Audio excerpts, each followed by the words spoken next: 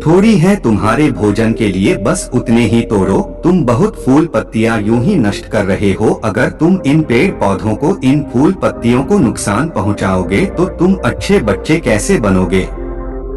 अच्छे बच्चे कभी भी इस तरह जंगल में आकर पेड़ पौधों को नुकसान नहीं पहुंचाने लगते हैं। तुम्हारी माँ ने तुम्हें अच्छा बच्चा नहीं बनाया। शेर की बातें सुनकर वो घमंड से बोलता है, तुम्हें अच्छे बच्चे बने रहना है, तुम बने रहो। मैं तो जैसा हूँ वैसा ही ठीक हूँ। मैं वैसे ही रहूंगा जैसे मुझे रहना है। शेर हैरान हो जाता है, लेकिन फिर शेरू से मेमने को बच्चा समझकर माफ कर देता है, क्योंकि शेर नहीं चाहता था उसे बच्चे पर हमला करना पड़े।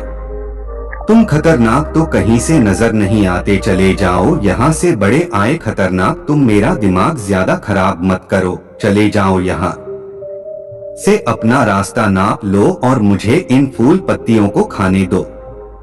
यह कहकर वह घमंडी मेमना पत्तियां खाता हुआ आगे चला गया और शेर उसे बस हैरानी से देखता रह गया। तभी वहां पास में ही झाड़ियों के पीछे एक लोमड़ी छुपी हुई थी। वह लोमड़ी शेर और की सारी बातें सुन रही थी। उस लोमड़ी को शेर राजा की इस तरह बेइज्जती बर्दाश्त नहीं हुई, तो वहां से झाड़ियों से निकलकर शहर के पास आ पहुंची और शेर के पास आकर बोली, क्षमा कीजिएगा महाराज, आप तो इस जंगल के महाराज हैं, इतने बलशाली हैं, आप चाहें तो इसको 2 मिनट में मजा चखा सकते हैं और उसे आपका अपमान करने से रोक सकते थे। फिर आपने कुछ भी क्यों नहीं किया? इस पर शेर ने कहा, मैंने उस बच्चे का भला सोचा। मुझे ऐसे ही किसी बच्चे को अपनी ताकत का शिकार नहीं बनाना था। यह सब सुनकर लोमड़ी बोली, महाराज, लेकिन आपके इतने सीधेपन और दयावान होने के कारण ही उसमें हमने की हिम्मत बढ़ गई है। वह आपके सीधेपन का गलत फायदा उठा रहा है और जंगल में इधर उधर घूम रहा है और पेड़ पौधों को नुकसान पहुंचा रहा है। मुझे पता है कि कमजोर प्राणी पर हमला नहीं करना चाहिए, यह बहुत बुरी बात है, और यह भी दया करना एक अच्छा गुण है, लेकिन शासन में कभी कभी भय दिखाना भी जरूरी है। आपकी यह बात सही है कि प्रजा के साथ दयालुता का व्यवहार करना चाहिए, लेकिन इसके साथ साथ यह भी जरूरी है कि उनके मन में राजा के प्रति डर भी हो, ताकि वह इस तरह के अपराध ना करे, कोई मर्यादा ना तोड़े। लोमड़ी की बात सुनकर जंगल का राजा शेर लोमड़ी से कहता है, क्या ऐसा हो सकता है कि को भय दिखाकर हम उसे काबू में कर सके, जिससे कि उसमें सुधार आए और उसमें को किसी तरह का नुकसान भी न पहुंचे, जिससे कि वह जंगल के पेड़ पौधों को कोई नुकसान न पहुंचाए। फिर शेर कहता है, लोमड़ी, क्या तुम ऐसा कर सकती हो? शेर की बात सुनकर लोमड़ी कहती है, जी हाँ महाराज, बिल्कुल मैं ऐसा कर सकती हूँ कि वह डर भी जाए, सुधर भी जाए और उसे कोई नुकसान भी ना हो। उसे इतना डरा दूंगी कि वह जंगल में कभी दोबारा घुसने की हिम्मत नहीं करेगा। मैं उसे इस तरह डराऊंगी कि उसके मन में भय बैठ जाएगा। फिर वह जंगल के पेड़ पौधों को भी नुकसान नहीं पहुंचाएगा और साथ ही साथ में उसमें कोई भी नुकसान नहीं पहुंचने दूंगी। फिर लोमड़ी कहती है कि उसकी माँ तो उसे कभी सुधार नहीं पाई, लेकिन मैं उसे जरूर सुधार दूंगी। लोमड़ी की बातें सुनकर शेर ने बोला, अच्छा ठीक है, तुम कोशिश करके देखो, अगर तुम्हें इसमें सफलता मिल जाती है तो मैं तुम्हें जंगल के सभी जानवरों के सामने इनाम दूंगा। शेर की बातें सुनकर लोमड़ी बहुत खुश हुई। वह तुरंत मेमने के पास गई और उस पर गरज पड़ी। इससे पहले कि वह मेमना वहां से भाग पाता, उससे पहले ही लोमड़ी ने मेमने को जमीन पर पटक दिया और उसे अपने मजबूत पंजों से दबोच लिया।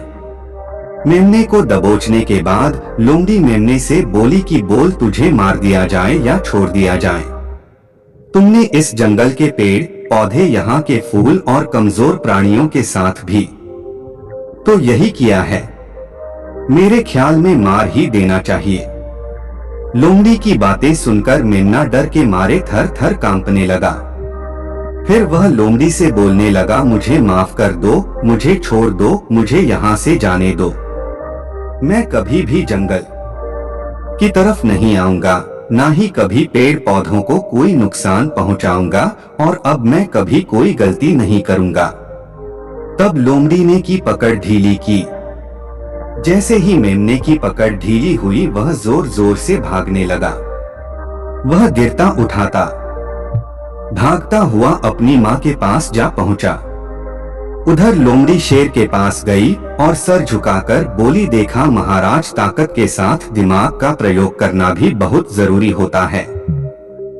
तभी लोग हमारा सम्मान करते हैं, तभी हमारी अच्छाई का गलत फायदा नहीं उठाया जाएगा। लोमड़ी की बात सुनकर शेर लोमड़ी की योग्यता से प्रभावित हुआ। उसने लोमड़ी को सारे जानवरों के सामने इनाम दिया। उधर वह मेमना घबराए हुए अपनी माँ के पास पहुंचा और अपनी माँ से आकर लिपट गया और माँ से क्षमा मांगने लगा। माँ, मुझे क्षमा कर दो, मैंने आपके बात कभी नहीं मानी। आप मुझे हमेशा सही कहती थी कि जंगल में बहुत खतरनाक जानवर रहते हैं। आज के बाद में कभी भी उसे जंगल में नहीं जाऊंगा।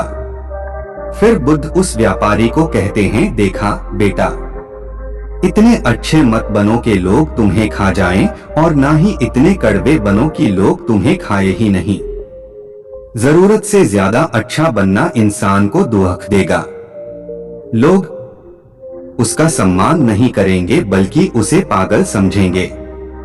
गौतम बुद्ध को सेठ से कहते हैं, अगर शेर भी अच्छा बनने का दिखावा करेगा या फिर अच्छा बनकर रहेगा, तो लोग उससे डरने की बजाय उसे पागल समझेंगे। सेठ को समझते हुए बुद्ध बोले, अगर हम ज्यादा अच्छे बनकर पेश आते हैं तो लोग हमारी अच्छाई का फायदा उठाने लगता है। तुम लोगों के लिए भले उनकी मदद करते हो, वही लोग भोले बनकर तुम्हें ठगने की कोशिश करेंगे। तुम्हें लोगों की मदद करना छोड़ना नहीं, बल्कि समस्या सुनकर उसे धन देने की बजाय उन्हें समाधान देने की कोशिश करो।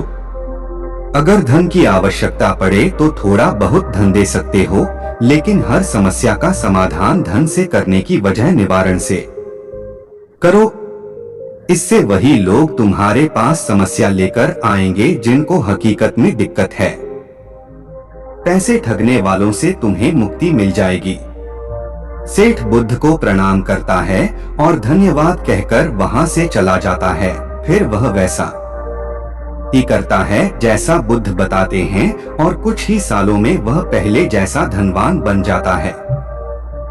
दोस्तों, आपने आज के इस वीडियो से क्या सीखा, वह मुझे आप कमेंट में बता सकते हैं।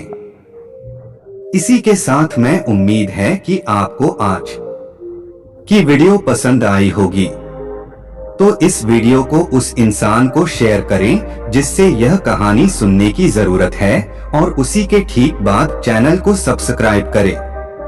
तो चलिए फिर मिलते हैं ऐसी एक और नई वीडियो में एक नए मैसेज के साथ। तब तक के लिए अपना ख्याल रखें। धन्यवाद।